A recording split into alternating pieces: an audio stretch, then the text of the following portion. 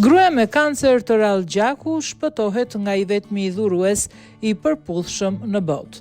Një grua me një formë shumë të rrallë të kancerit të gjakut ka zbuluar se ekziston vetëm një person në botë që mund t'i shpëtojë jetën dhe ai person tani po e ndihmon. Nëna beqare 2 fëmijëve, Sian Kathioka, 56 vjeç, u diagnostikua vitin e kaluar me mielobifroz. Më pas, ajo zbuloi se në regjistrin botëror ekziston vetëm një dhurues i përputhshëm për të, në Gjermani.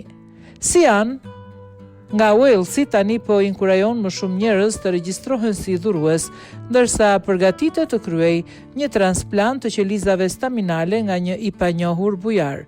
Ajo tha që nga gushti kam qenë pothuajse gjithkohën shtrirë në shtrat, sepse nuk kam patur energji. Kam pasur një nivel të tillë lodhje sa nuk kam mundur të bëj asgjë dhe kjo ka qenë shumë e frikshme.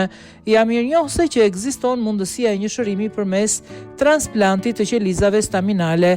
Ajo ka kuptuar gjatë gjithë këtij procesi se askush nuk di pothuajse asgjë për transplantet e qelizave staminale. Shumë nga miqtë e mi nuk e kishin fare iden, prandaj dua të rris ndërgjegjësimin duke ndarë historinë time. Shëndeti është pasuri dhe është një luks për të cilin duhet jemi mirënjohës. Vetëm duke u regjistruar mund t'i shpëtosh jetën dikujt. Ndihem shumë emocionale sepse kjo është aq e fuqishme sa tingëllon. Sian po përjetonte lodhje ekstreme përpara se analizat të tregonin se ajo kishte një formë agresive të mielofibrozës, që nga diagnoza ajo ka marrë transfuzione javore gjaku dhe trombocidesh dhe i është thënë se për të mbijetuar do të ketë nevojë për një transplant të qelizave staminale nga një dhurues i përputhshëm. Përpara se të sëmurej, ajo ishte shumë aktive, notonte në det në çdo mod, drejtonte biznesin familjar dhe kujdesej për 2 fëmijët e saj 18 dhe 13 vjeç.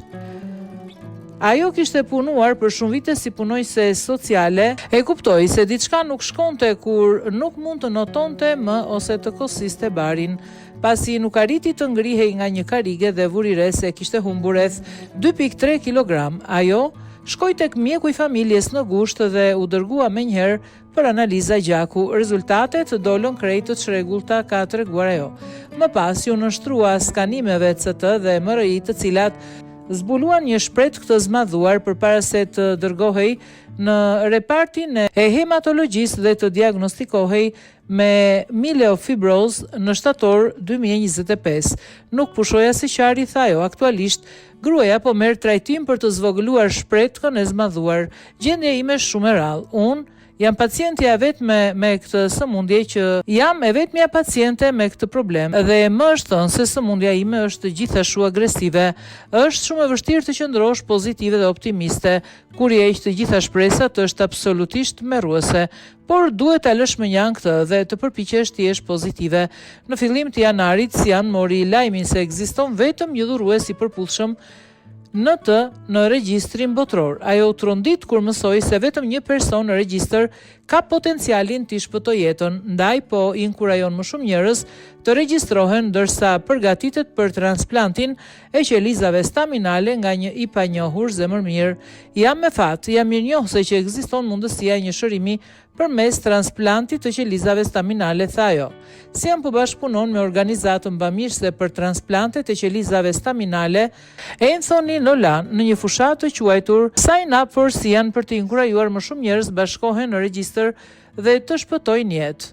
Rowena Bentley, drejtoresh e programit dhe rekrutimit në komunitet në Anthony Nolan, tha: "Fal pacientëve si Sian që ndajnë historinë e tyre, ne mund të rrisim ndërgjegjësimin jetik për dhurimin e qelizave staminale dhe të inkurajojmë më shumë njerëz të bashkojnë në regjistër dhe të shpëtojnë jetë. Të bëhesh i gatshëm për të shpëtuar një jetë është e lehtë, mjafton të hysh në faqen e internetit të Anthony Nolan, të plotësosh një formular të shkurtër online dhe të marrësh një tampon për faqen e brendshme të gojës dhe pasi të kthesh falas me post, do të regjistrohesh në regjistrin e analizave staminale dhe do t'jesh gati të shpëtosh një jetë si ajo e Sianit."